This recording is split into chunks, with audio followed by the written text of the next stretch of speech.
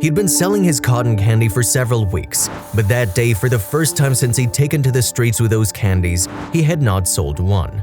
Desperate, he sat down to cry on the sidewalk because it pained him to think that he would arrive home without being able to give any money to his grandmother or at least bring her something to eat.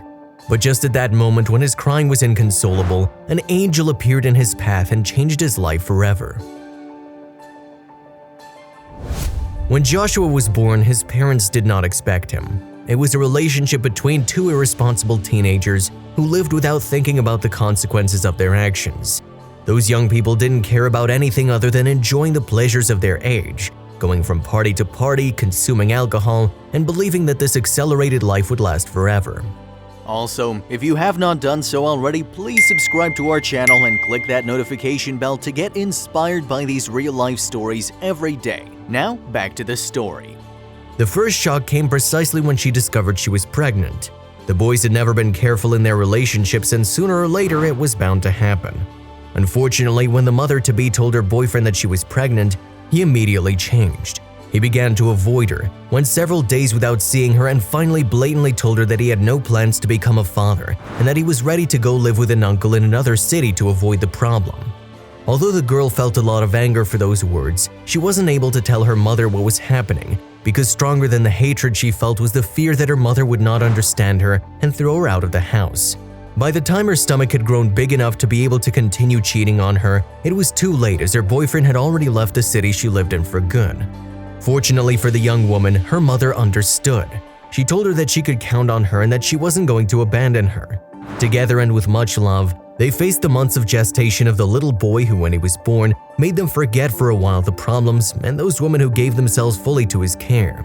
The child's name was Joshua or Josue, and his grandmother thanked heaven for him every night because he had not only brought happiness to the house, but apparently became the reason for his mother to settle down and stop her nocturnal wanderings. Unfortunately, that calm turned out to be illusory.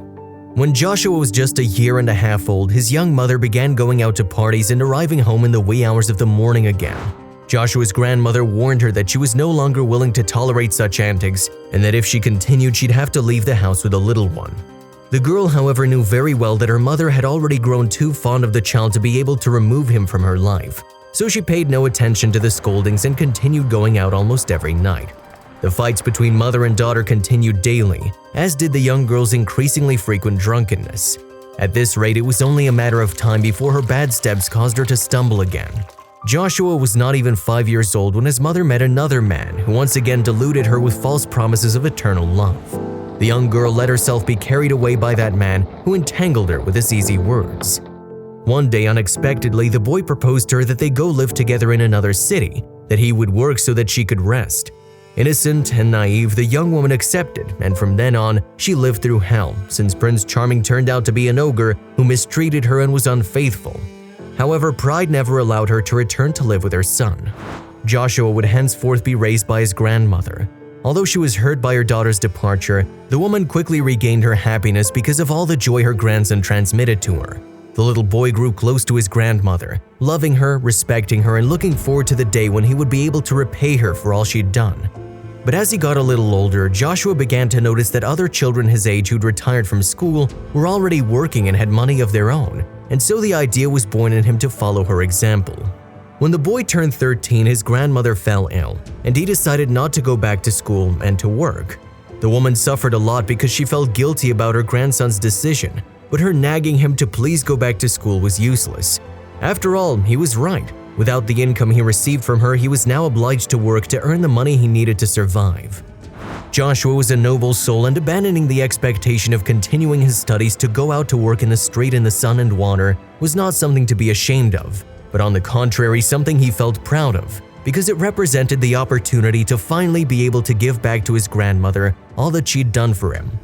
At the beginning, it was not easy because no matter how much effort Joshua put into his plans, nothing he tried seemed to give him a satisfactory result. But after trying hard without giving up, the boy was finally able to find his place in the difficult world of street vending. Every day, a cotton candy producer delivered several samples of these delicious treats to Joshua, who, at the end of the day, paid the cost of what he received and kept the profits. From the first day he worked at it, Joshua never kept a penny of what he earned each day in that job, but gave sacredly every night to his grandmother all that he received. Sometimes when he was doing well, he was encouraged to spend some money, not for himself, but to buy food to take home. However, the situation for the boy and everyone was about to change. Although 2020 started off very well for Joshua, a few months later this unexpected world event took place that confined all of humanity to their homes in a quarantine that seemed to last forever. In Joshua's country, they thought that the virus wouldn't get there, but by March, the first outbreaks of the disease began to occur, and it didn't take long for the national government to declare strict quarantine. As the days went by, it became clear to many that they had to decide between staying indoors and having nothing to eat, or going out to work in the streets to get some money to eat. Taking a risk, although only 14 years old, Joshua also had to face this dilemma, and although very scared, when food became scarce in his house, dared to go out to try and sell cotton candy. The problem for Joshua was that the streets were desolate as most people were still in quarantine, and he was finding it increasingly difficult to find customers to buy his product.